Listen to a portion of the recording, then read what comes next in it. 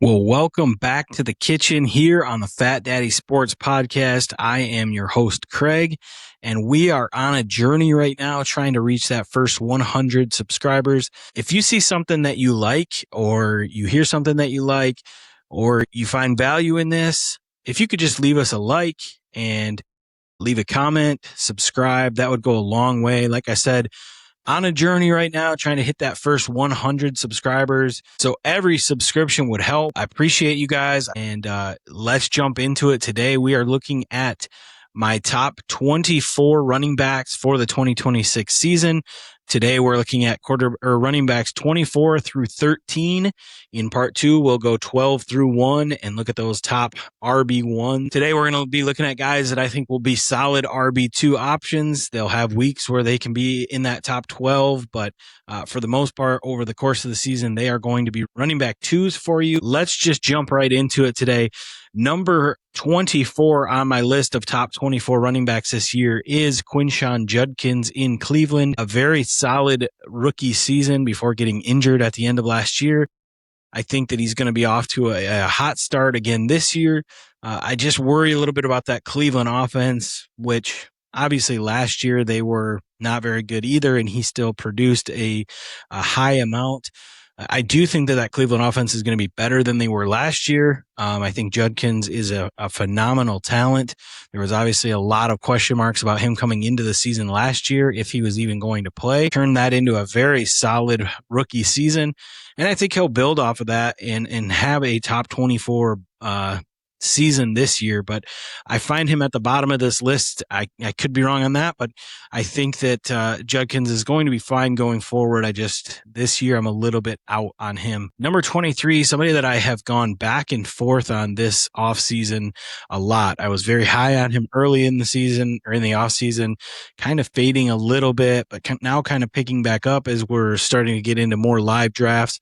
And that is David Montgomery in Houston. The Texans went out and got David Montgomery, who comes off of a very solid career in Detroit. Obviously was in Chicago before that, but in Detroit, I mean, he was never the bell cow. He always shared that split with Jahmyr Gibbs, but you saw what he could do around the red zone, and I think Houston went out and got him an offense last year that really struggled in the red zone. I think that they went out and got David Montgomery to be that bell cow running back.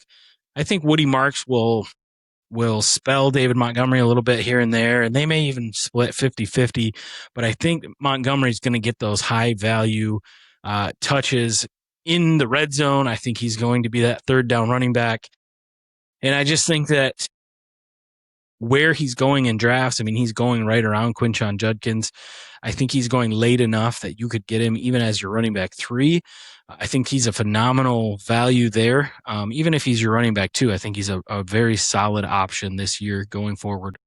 Number 22, a guy that I am actually a little bit higher on than what my rankings say here, but that's Bhayshul Tuten in Jacksonville. He kind of split time last year, and this year he seems to be the guy. I know that they went out and got Chris Rodriguez, brought him in. We'll see how much he splits or chews into Tuten's workload, but I think that Tuten is going to be, I don't know if he'll be a 3-down running back, but he's going to get a lot of catches. He's going to have some explosive plays. I mean, Liam Cohen has raved about him in the offseason and just how last year was a processing year for him. And this year, I think that they're going to unleash him a little bit. He's going to have some explosive plays this year. Up next is a guy who I am scared to death to take in any of my drafts. I haven't really picked him in any of my mock drafts. I don't think that I'll be taking him in my live drafts. But that is Bucky Irving in Tampa Bay. They bring in Kenny Gainwell, and I don't know, man. There's a lot of weird vibes around that Tampa Bay team right now, around the Baker situation and just the wide receiver position. Emeka Egbuka getting banged up a little bit this week. I'm just real nervous about Bucky Irving. I'm nervous about that run game. I don't know that there's anybody in the running back position that gives me more pause than Bucky Irving this year.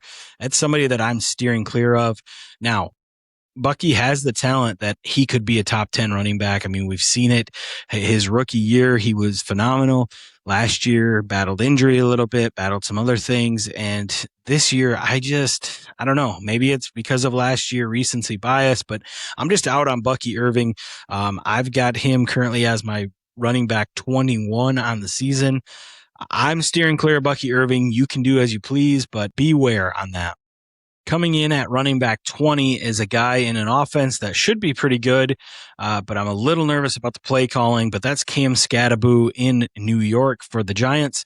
A very good rookie season, a very good end to his college career at Arizona State. Comes in last year for the Giants, provided that spark for him before getting hurt. He's somebody that's going to be in there and be physical, be a tough runner. He's going to get a lot of work in that John Harbaugh offense. I'm just a little bit nervous that Matt Nagy is the one calling the plays. I worry about that offense sustaining drives and moving the ball and being in that red zone area.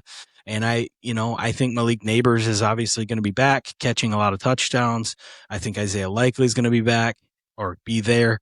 And I'm a little worried about Cam Skattebo. I love the talent, love the player. He's somebody that I'm not trying to avoid in my drafts. I'm actually trying to get him. I think he's a good value where he's going in drafts. I just am tempering expectations a little bit. I would like to take him a little bit higher, up towards maybe that running back 12 range, but I'll keep him at running back 20 right now. We'll see if that changes as preseason goes on. Coming in at 19 is another second-year running back, this time for the New England Patriots, and that is TreVeyon Henderson. And really my hesitation with him is that Ramondre Stevenson is still going to be very involved. We saw that last year. I mean, Ramondre is known for the fumbles, and he fumbled his job away multiple times last year and was still the lead back. TreVeyon got some cracks as the season went on, but I just think Ramondre Stevenson is going to be very annoying for fantasy managers all season long. So I'm probably staying away from Henderson this year in drafts. I love the talent. And obviously, if anything happened to Stevenson, maybe, who knows, if he continues to fumble, maybe he does lose his job full time. But TreVeyon Henderson, extreme talent. If he was the only running back there in New England, man, he would be inside that top 10 easily, I think. Very explosive player, can score from anywhere on the field. I just am a little too worried that there's too many mouths to feed there in New England. Next on the list is the new running back in New Orleans, and that is Travis Etienne Jr., formerly known as Travis Etienne. Comes over from Jacksonville, is a very good pass catcher, but he's going to be splitting time with Alvin Kamara. And we're kind of seeing that more in the NFL. I just talked about TreVeyon Henderson and splitting time with Ramondre Stevenson, but I think that that's more the norm in the NFL now. We've seen it in Detroit for the last few years with Montgomery and Gibbs. Teams are going more to that two running back system, trying to keep guys fresh, trying to keep them healthy for the whole season. But Etienne comes over to New Orleans this year. I think he's going to get a lot of the passing down work, but I do think that Alvin Kamara still has gas in the tank. I still think that he's going to be very involved. And I'm a little worried about Etienne between the tackles. I don't know, goal line work. Is he going to get that work, or are they going to keep giving it to Kamara? I think that passing game is going to be very good. So I do think that Etienne Jr. is going to catch a lot of passes. That's where his value will be, especially in the PPR formats. And that's kind of how I'm ranking these guys is for PPR or half PPR even. I'm not expecting a huge workload on the ground this year, not with Kamara there.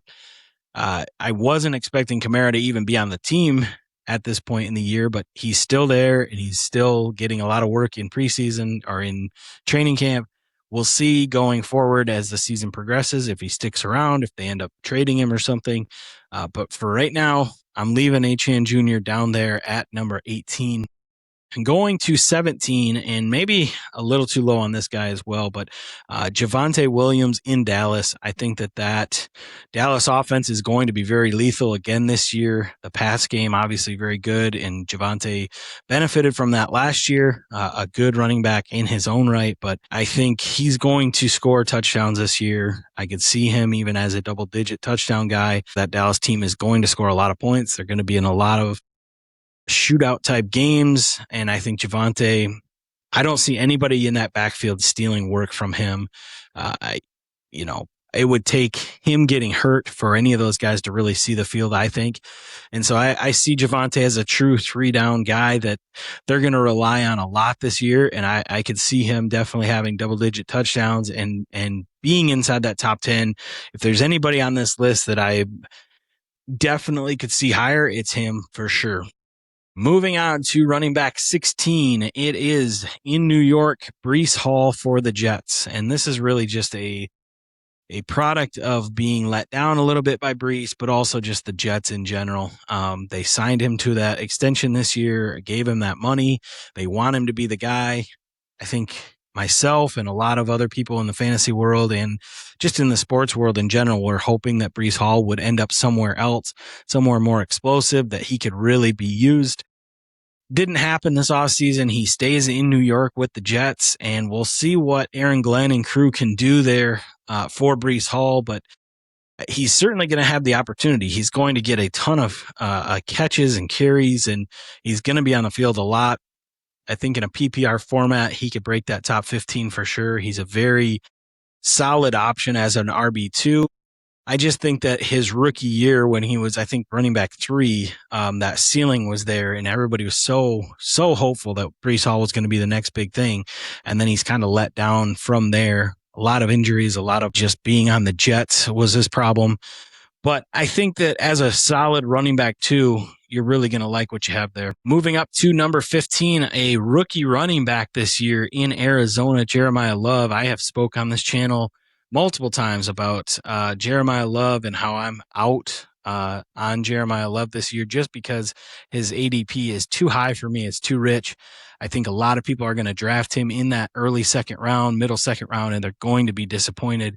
If you could get him in the third round, I'm all for Jeremiah Love at that point, but taking him possibly as your RB1 scares me a lot. I think there's going to be a lot of Tyler Algier there in Arizona. I know there's going to be a lot of Tyler Algier.